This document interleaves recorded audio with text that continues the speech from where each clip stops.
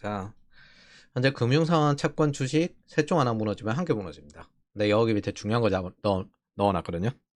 청년에게 그걸 떠넘길 게 겁니다.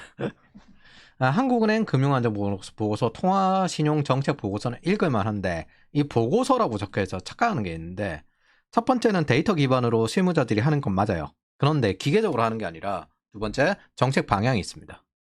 그래서 평시에 하는 것들이 보통 금융안정이거든요. 그리고 지금 현재 뭐 여러 가지 하고 있잖아요. 환율 대응한다고 하고, 그 다음에 입으로 떠들면서 환율 대응도 하고, 휴지 조각이라니 어찌 그런 말을 할 수 있는가, 이런 말도 하시고. 자, 어쨌든 지금 현황을 읽을만 합니다. 대다수 착각하는 게 중앙은행이 독립적이라는 것과 중앙은행이 정치 독재적일 수 있다는 걸 잘 모릅니다. 중앙은행 안에서 독재적이란 게 아니라 국가 전체를 뜻해요. 예를 들어 지금 현재 이창용 총재조사도 케인즈주의자잖아요. 한 번도 시카고 학파가 주장하는 방식의 기계적인 통화량 관리를 한 적이 없습니다. 그리고 지금 입으로 열심히 하잖아요. 뭐다? 중앙은행도 정책을 진행하고 정치적일 수 있다는 겁니다. 두 번째, 금리는 총재가 마음대로 할 수 없습니다. 보트 시스템입니다. 그래서 한국은행이 이창용이 뭐 금리를 올려야 되니 말아야 되니 그거 마음대로 못합니다. 보트 투표해야 됩니다. 기계적으로 결정을 해요. 채권 사는 사람들은 인플레이션이 튈 것 같다 싶으면 금리 인상 압박이 있구나 해서 미리 도망가 있습니다. 보통. 그래서 보통 정치적으로 낙하산을 넣을 때 이 투표에 인원을 개입시키죠. 중앙정부에서 할 때는. 그게 지금 현재 미국의 리사 쿡입니다. 이 사람 사회운동한 사람이고 아무런 금융과 무관한 사람이거든요. 근데 이 사람이 지금 현재 미국의 기준금리를 결정한 권한 중 일부를 가지고 있습니다. 낙하산으로 들어가 있는. 세 번째, 총재가 하는 말과 실무자가 별개로 움직이는 경우가 많습니다. 실무자는 또 실무자 나름대로 또 해야 되는 거 있거든요. 윗선에서 하는 것과 행정은 또 별개예요. 네 번째, 총재도 결국 정치적이고 정책을 하는데 정치적이지 않을 수가 없죠. 그리고 기본적으로 금융안정 위주의 정책을 하기 때문에 중앙은행에서 별 희한한 짓을 하면 그거에 대해서 서포트하는 시스템을 합니다. 그게 입으로 하는 중앙은행 같은 것들이죠. 뭐 환율 1,500원이 넘는다고, 이거는 유튜버가 하는 이야기다. 해외 주식 투자 때문이다. 국민연금 때문이다. 탓. 근데 이걸 입으로 떠들었으면 안 되죠. 다섯 번째, 애초에 중앙은행이나 중앙정부가 존재하는 이유는 이런 식으로 공화주의적 자유를 제공하기 위해서 존재하는 건데, 이것을 국민 탓하면 안 되는 게 기본입니다. 자기네들 존재 이유가 여기에서 이렇게 탓하려고 존재하는 게 아니라 이거를 할 수 있게끔 서포트하려고 존재하는 거였기 때문에, 애초에 지금 현재 한국의 기본 시스템이 뭐 기본 정서가 개같이 돌아간다는 거죠. 다섯 번째, 그렇다고 금리 말고 별 권한도 없습니다. 중앙은행이 그렇게 힘이 셌다면요, 베네수엘라, 아르헨티나, 이란, 터키 이런 여기들이 왜 인플레이션을 못 잡았겠습니까? 중앙정부가 돈 뿌리면 중앙은행은 금리를 올려봐야 해결이 나지 않습니다. 그냥 여기는 돈이 통화되는 속도를 조절하는 것 뿐이에요. 그래서 중앙정부의 행위에 보조적으로 균형을 맞추는 게 전부입니다. 그리고 중앙은행이 하는 건 딱 두 가지예요. 물가 안정, 고용. 그리고 평소에는 금융시장 안정을 관리합니다. 통화량 발행 권한은 크게 없어요. 여섯 번째, 누구도 지속 가능하지 않다고 지금 현재 다들 이해하고 있습니다. 당장 큰 문제가 일어나지 않는 데 집중하는 기관이고, 그러다 보니까 구조조정을 최대한 밀어서 금융에 무슨 문제가 생기는 걸 최대한 밀어가지고, 그거를 최대한 미루다 보니까 누구한테 떠넘겨요? 말려 죽이듯이 청년들한테 떠넘기는 게 지난 우리가 이 서프라임 이후 봐왔던 거죠. 전편에 봤던 관리재정 수지 적자 마이너스 100조가 시작된 지 7년째입니다. 그리고 더 늘어날 것으로 보여요. 그런데 제 장담하건대 중앙은행에 근무하는 사람이나 저거 뿌리는 사람조차도 이건 지속 가능하지 않다고 다들 알고 있을 겁니다. 단지 내 타이밍만 아니면 돼. 어차피 대중은 개돼지처럼 모를 테니까. 그리고 개돼지 같은 좌파 새끼들은 어차피 아니라고 부정할 테니까. 한국은행은 정부처럼 문명 공동체의 방향을 결정하는 기관은 아닙니다. 그냥 금융 안정, 최대한 금융 붕괴를 느리게 연쇄 부도를 막는 그런 용도의 기관 중에 하나일 뿐입니다. 그리고 지금 현재 열심히 대응하고 있죠. 매일 반복되는 원달러 환율 대응이 지속될 거라고 생각하지도 않고요. 장담컨대 이창용 총재도 불가능하다는 걸 알 겁니다. 왜냐하면 장기적으로 구조적으로 한국은 저성장 구조에 들어가고 고령화 구조에 들어가고 추가 산업이 그렇게 보이지도 않고 계속 환율이 올라갈 테니까. 자, 그걸 말이라도 해서 지금 늦추고 있는데 누군가는 이렇게 하면 낚일 테니까. 자, 그럼 중앙은행 역할에 평시에 금융안정이라는 임무가 있는데 딱 하나의 시장 붕괴 막기. 플래시 크래시. 한 번에 빵 변동성 해가지고 연쇄 부도 막기. 금융위기로 인해서 오히려 경기 침체가 생길 수가 있다. 그러니까 금융을 최대한 스트레스 테스트 해가지고 시스템적 금융기관 관리하고 그렇게 하자. 그럼 갑작스러운 통화, 금융의 변동성을 예측할 수도 막을 수도 없습니다. 하지만 시장 붕괴는 막을 수 있죠. 이런 용도예요. 그럼 그 붕괴를 막으면 그 누구한테 하겠어요? 이게 철저하게 코퍼러티즘적이거든요. 누군가에게 떠넘기는 겁니다. 그리고 보통 떠넘기는 대상이 자산 없는 청년들에게 떠넘기는 거죠. 뭐 하는 방법이 있습니까? 돈 뿌리고 돈 줄이고 이거밖에 없지. 거기에 관련된 주요한 데이터적 분석 보고서가 통화신용보고서와 금융안정보고서인데 사실 보고서라 이름을 가지고 있는 정책 방향 정하는 그런 보고서라고 생각을 하시면 됩니다. 지금의 시점에 대해서 자신의 뷰와 비교해서 어떤 걸 수정하고 어떤 것은 거부해야 되는지 파악하는 건 각자의 몫이고 이거는 순수하게 제 뷰에 관련된 걸로 공유를 합니다. 한 가지 명확한 건 이런 경제 금융 지식을 기껏해야 아비트라지 차익거래용으로 쓴다면 아무런 이익이 없을 겁니다. 대다수 지식들은 성장이 아니라 위험 회피를 위해서 존재하기 때문입니다. 그래서 이거 개별 주식이 돌아가는 건 완전 달라요. 대표적으로 지금 현재 네이버나 라인이나 이쪽에 들어가 있는 개발자들 대부분은 이제 스타트업의 팀장들인데 플랫폼 국감도 있고 금리가 튀는 걸 보고 전부 튀어야 되겠다. 예전 2009년 서프라임 같은 것들이 온다 하고 전부 다 튀었습니다. 이런 식으로 돌아갑니다. 여러분들이 연차가 올라가면 경제 시스템이 돌아가는 것들에 대해서 이해를 해야 될 겁니다.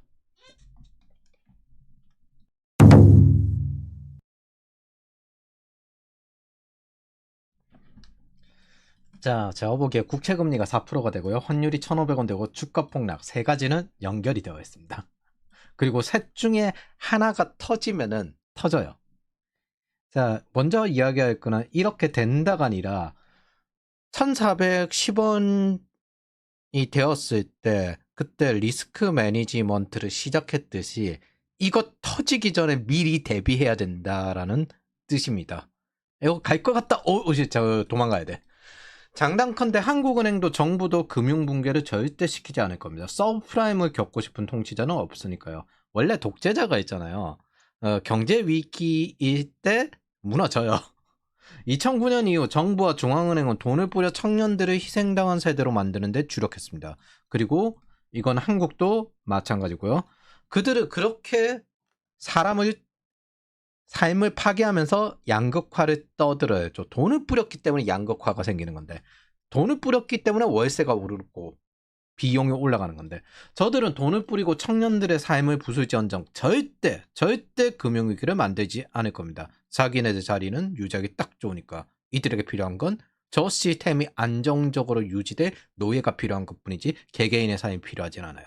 그리고 이걸 건강하게 식사 통제를 하고 건강하게 운동을 하는 게 아닙니다. 당뇨 합병증에 걸린 사람을 죽지 않게끔 계속 유지시키는 것과 같습니다. 느리게 죽게 만드는 구조죠. 그게 지금 현재 한국의 미래입니다. 그래서 저는 환율은 장기적으로 결국엔 떨어지기 어려울 거라고 생각을 합니다. 지금 한은선이 1,440원 선이 있는데 과연 1,400원 선 이하로 과거처럼 1,300원, 1,200원 될 거라고 생각하는 사람 여기 있습니까? 없습니다. 아무리 국채가 WGBI 그쪽에 들어가고 뭐 어쩌고저쩌고 해도 결국에는 살짝 상반기 때 떨어질 수 있거든요. 이제 새로 들어가니까. 그럼 국채가 새로운 종목으로 투입을 해야 되네. 돈을 투입을 해야 되네. 그래서 글로벌 자금이 그렇게 들어올 수 있겠지만은 아무리 그렇게 해도 저는 예전 같은 그 환율이 될 거라고 상상하지 않습니다. 그리고 이런 건 과거에 이제 중앙은행에서는 흔했죠. 터키 국채금리 보십시오. 29%에 29%. 그런데도 망했잖아요. 안 돼요, 안 돼. 안 돼. 안 돼. 절대 해결이 안 돼요.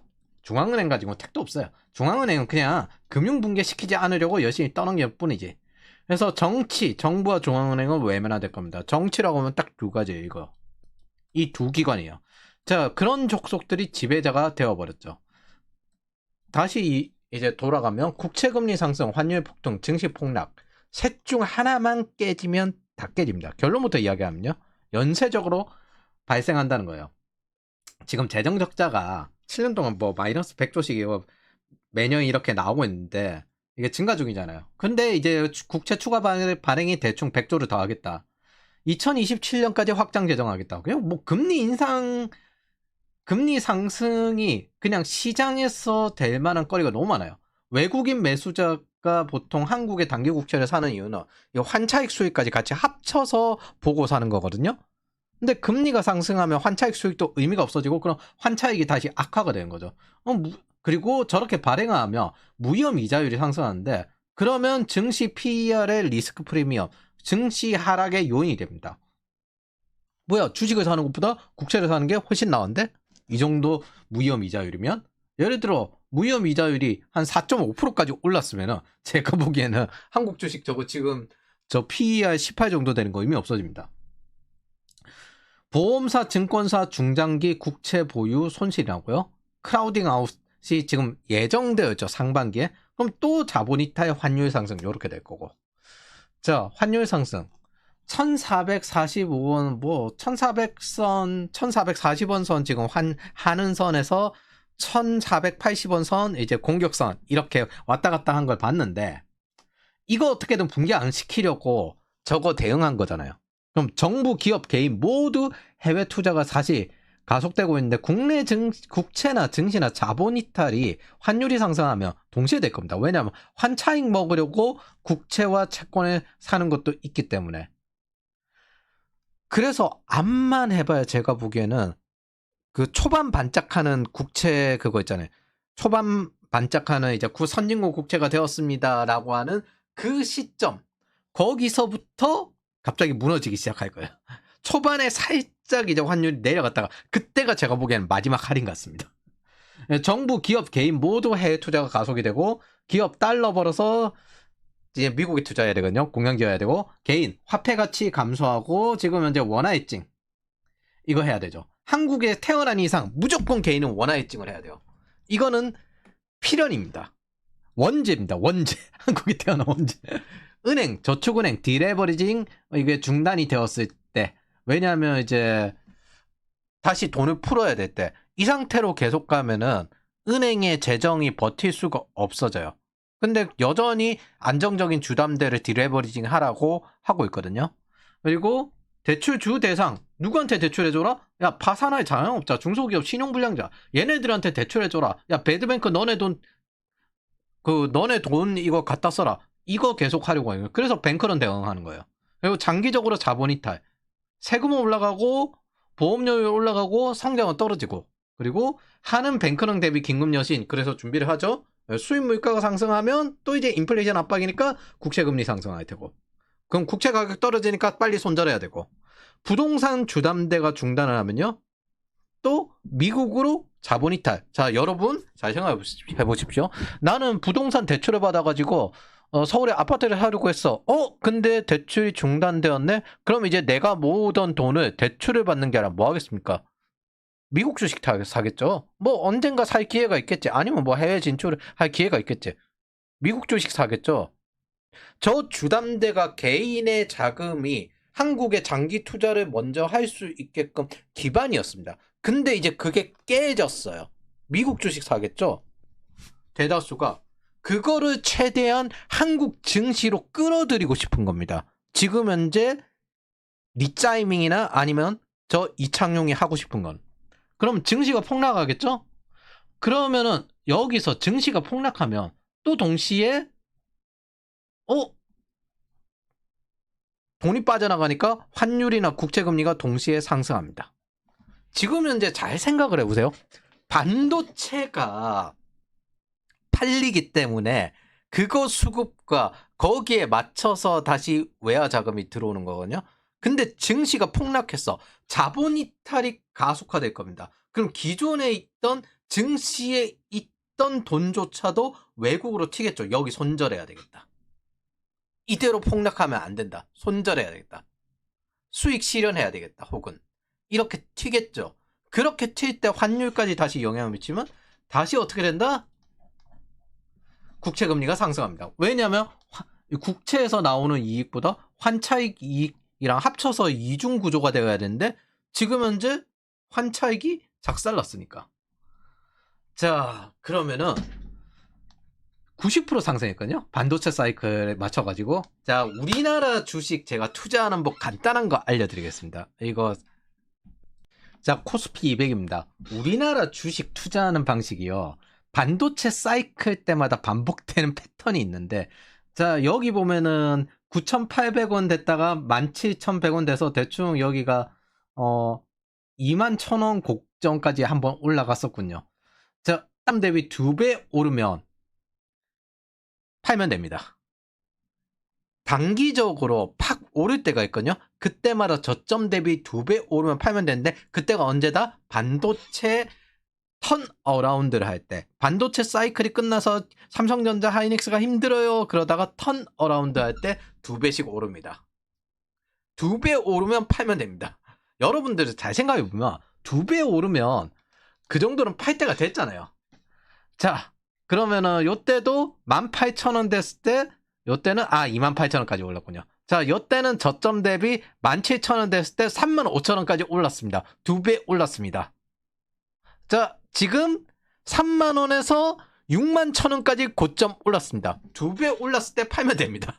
반도체 사이클 끝났을 때. 이거 매번 반복입니다. 그래서 수익 실현하는 거예요. 이거 매번 반복입니다. 참고로 이 코스피 200 올라가는 거랑 삼성전자 올라가는 거랑 거의 대동소이합니다. 그래서 삼성전자를 사나 코스피 200을 사나 거의 똑같다고 생각을 하셔도 되겠습니다. 우리나라는 반도체 비중이 높기 때문에.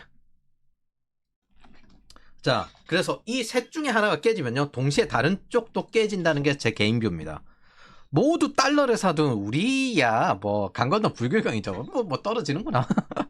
열심히 방어하고 싶은 정부와 한국은행 입장이 다른 거죠. 그래서 이 편은 이제 한국편 마지막인데 그렇게 뭐 열심히 보실 필요 없고 적당히 들으시면 되겠습니다. 순환 피드백 루프가 뭐 대충 이렇게 돌 것 같고요. 제가 보기에는 숨겨진 시한폭탄이 있어요. 중요한 건 저기 증시에다가 뭘 집어넣었냐면 저축은행 PF를 집어넣었어요. 구조조정을 하더라도 살리 기업은 있어야 될 거 아니에요. 이 살리 기업에 저축은행 덩치 큰 애들 PF를 얘네들 대출이나 여신이나 뭐 이런 주업으로 살아남은 게 아니라 뭐 증시 저기 주식 오른 걸로 살아남은 겁니다. 그리고 한국 주식 오르는 거는 M2 통화량 증가할 때 오르는 것 같거든요. 지금은 이제 M2 통화량을 지금 조작을 해버렸는데 사실 바꿔버렸는데 어차피 그래도 다음에 변화하는 건 똑같을 거예요. M2 통화량에 의해서 한국 증시 오르는 것도 같거든요. 금리 떨어질 때랑 사이클이 정해져 있어요. 반도체 사이클이랑. 그래서 저축은행 PF에 문제가 생깁니다. 즉 증시가 떨어지면. 그리고 증권사 신용공여잔고가 지금 현재 27조. 그리고 한은 외화보유액이 지금 현재 뭐 이렇게 하는데 이런 것들이 시한폭탄인데 제가 보기에는 요거까지는 괜찮아요. 요거 저축은행 PF 요게 상대적인 시한폭탄이 아닐까 생각을 하는데 원래 금융위기 예상된 거는 대부분 어느 정도 커버가 됩니다. 그런데 그 커버가 되는 걸 뭘로 커버할 거다? 당신들에게 떠넘길 것이다.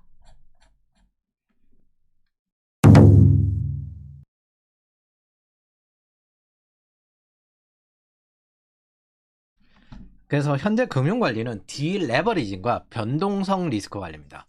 이런 상황에서 은행도 개인 대출을 줄이면서 디레버리징을 하고 그게 마음에 들든 안 들든 다음을 봅시다. 은행도 안정성 강화를 하고 있어요. 위에 보시면 알겠지만 저축은행도 디레버리징을 하고 있죠. 증권사도 변동성 관리 완화를 해야 될 때가 왔습니다. 보험사도 장기 채권을 주로 사거든요. 보험사도 여기에는 변동성 리스크 관리를 하라고 지금 권하는 상황이에요. 즉 구조조정이에요.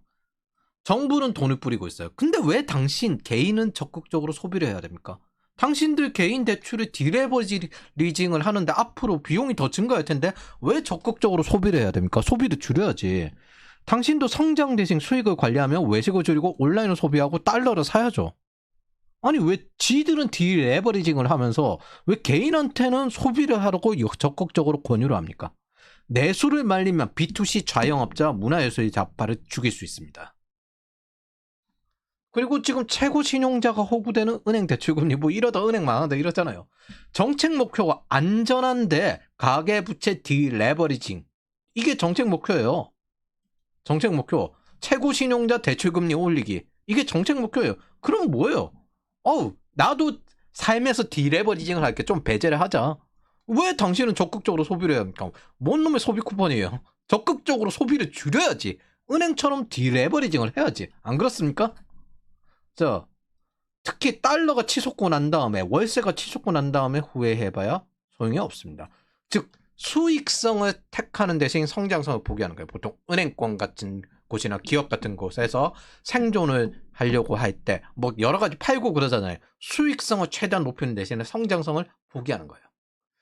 그런 식으로 여러분들이 디레버리징을 하셔야 된다. 혹은 여러 가지 소비를 줄이고 비용 효율화를 하셔야 된다. 그리고 이 배경이 아키텍처가 뜨는 배경이죠. 여기까지는 이제 제가 할 말은 다 했고 나머지는 그냥 자잘한 여기에 부수적인 설명입니다.